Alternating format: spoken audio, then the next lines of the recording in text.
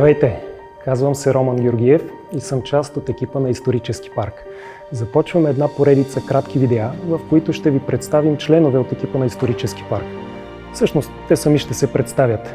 Това са хората, които действат, работят и се трудят неуморно, за да се случи всичко тук и сега. Искам да подчертая, че правим всичко това в кризисна ситуация, в условия на социална изолация. Много хора стоят вкъщи и чакат нещата да се оправят. Нещата сами трудно се оправят. Знаете, че те се оправят от будни, дейни хора, които работят. Ще видите какви са тези хора. Заповядайте! Здравейте! Казвам се Деян Симеонов, на 26 години, от град Враца. Враца е едно много красиво място в северозападна България. Красиво със своите планини, гори. Между другото, може би повечето от вас знаят, че именно там са най-високите отвесни скали на Балканския полуостров. Там е открито и най-голямото тракийско съкровище по своя обем и количество.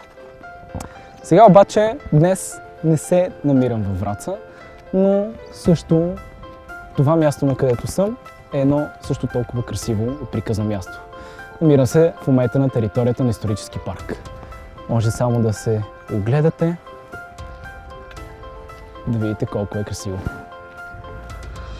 В това видео сега накратко ще се опитам да ви разкажа някои неща за себе си, как се запознах с проекта, как реших да дойда и да участвам, да се включа в него, каква е моята роля, защо вярвам в Исторически парк и как го виждам за бъдеще.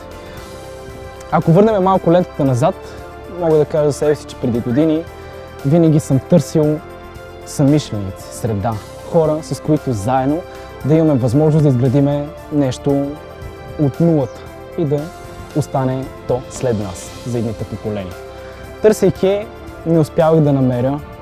Много често губех посоката, не виждах резултат от своите действия, но стигна се до момента 2017 година, тогава се запознах с Исторически парк, след което малко по-късно се свързах с един от създателите и инициаторите на проекта, казва се Ивелин Михайлов.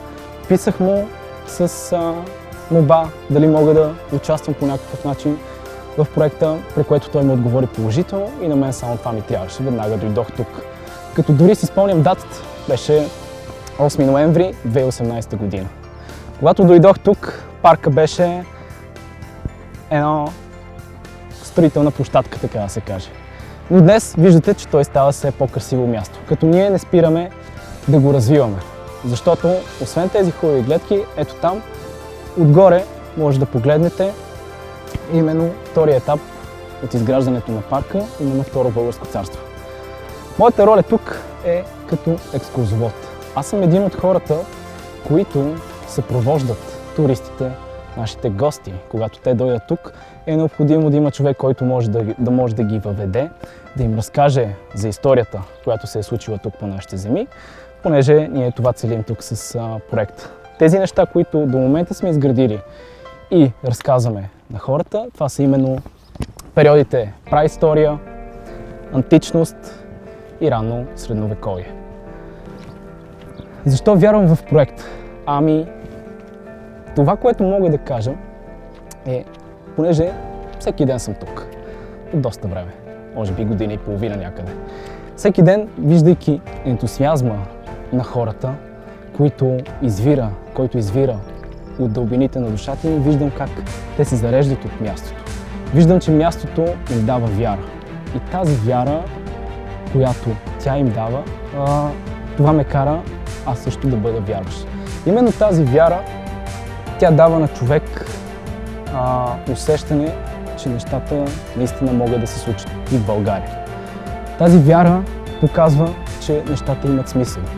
И това е вяра, която дава на хората възможност да я предадат и на идните поколения след тях.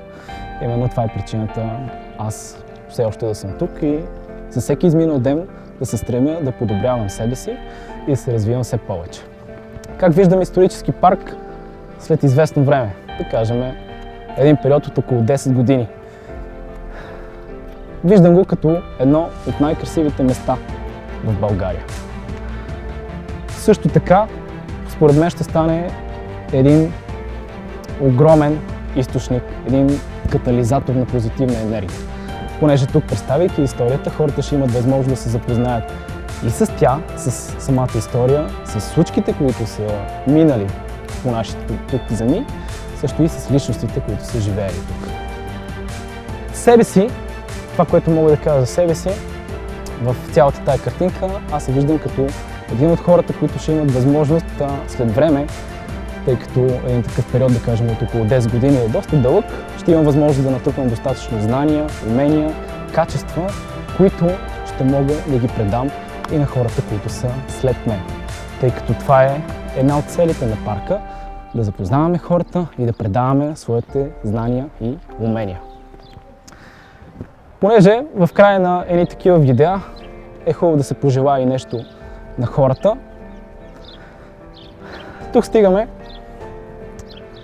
до нещо друго, което също е ценно и важно за всеки един отделен човек. Споменах личности, споменах вяра, но пък има и още нещо, което също е много ценно. И това е свободата. Тази скулптура до мен тук, тя е един такъв символ. Символ на свобода. Когато решите да дойдете в исторически парк, мога лично да ви запозная кой е той, каква е неговата история и какви са неговите дела. А свободата, това е едно пожелание към всички вас, които гледате това видео, от мен към вас. Искам всеки един от вас да бъде търсещ човек. Човек, който търси свободата. Има едно такова място в България, където живеят свободни хора, работят свободно. Това за мен е именно исторически парк. Вярвам, че всеки един от вас, търсейки свободата, ще намери изчастност, щастието и всички неща, които той има нужда.